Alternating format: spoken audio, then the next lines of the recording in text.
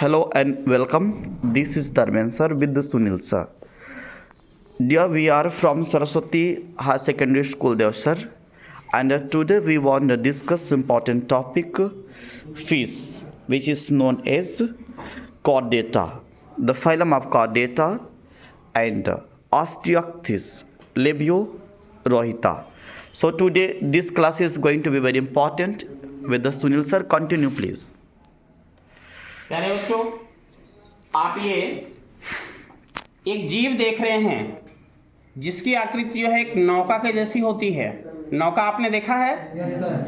बीच में चौड़ा होता है और किनारों की ओर कैसा रहता है? पतला रहता है।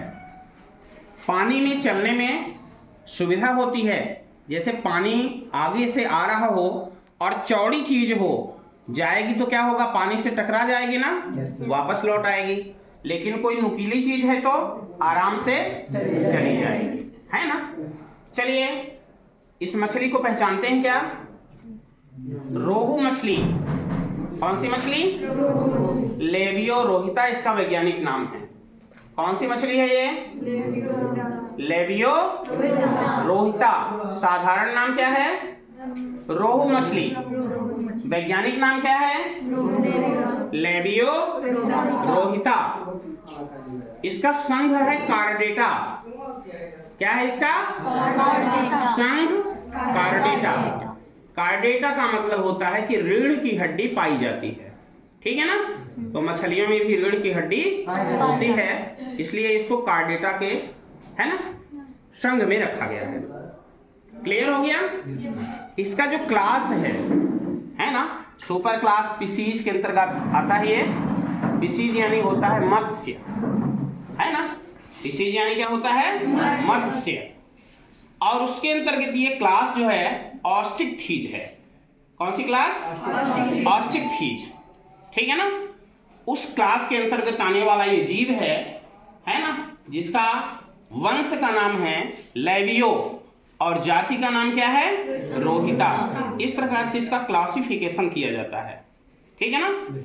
क्लासिफिकेशन के बाद हम लोग इसके अनुकूलन के बारे में और इसकी संरचना के बारे में थोड़ी थोड़ी जानकारी प्राप्त करेंगे, ठीक है। चलिए, इसके शरीर पर एक चमकीली परत दिखाई देती है, ठीक है ना। चांदी जैसी चमकीली परत देखा है आपने? yes. उसको क्या कहते हैं? सल्क, स्केल। क्या कहते हैं? सल्क या स्केल। क्या फायदा होता है उसके रहने से? पानी शरीर के अंदर नहीं जाता। नदी में रहेगा, ये तालाब में रहेगा, झील में रहेगा, पानी के अंदर है तो पानी शरीर में जा सकता था। लेकिन सल्क होने से फायदा क्या हुआ? पानी शरीर के अंदर नहीं जाएगा, सड़ने से बचा रहेगा, ठीक है। अब देखिए, इसका शरीर जो है बीच में चौड़ा है कि नहीं है, और किनारों की ओर पतला है, यानी इसको कहेंगे नाव के जैसा शरीर है, नौकाकार। शरीर कैसा है इसका? नौकाकार। क्या फायदा हुआ इससे? जब ये पानी में आगे की ओर चलेगा तो प्रतिरोध का सामना कम से कम करना पड़ेगा। समझ में आ गई बात?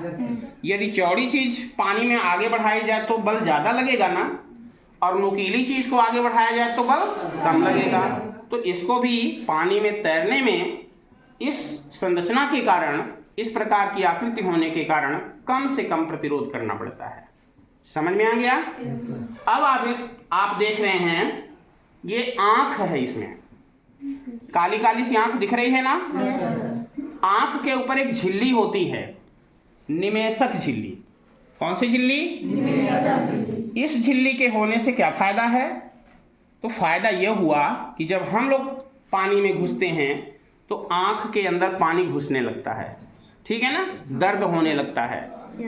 ये झिल्ली होने के कारण मछली के आंख के अंदर पानी नहीं जा पाता है, ठीक है ना, और इस प्रकार से पानी में आसानी से देख सकता है। समझ में बात आ गई?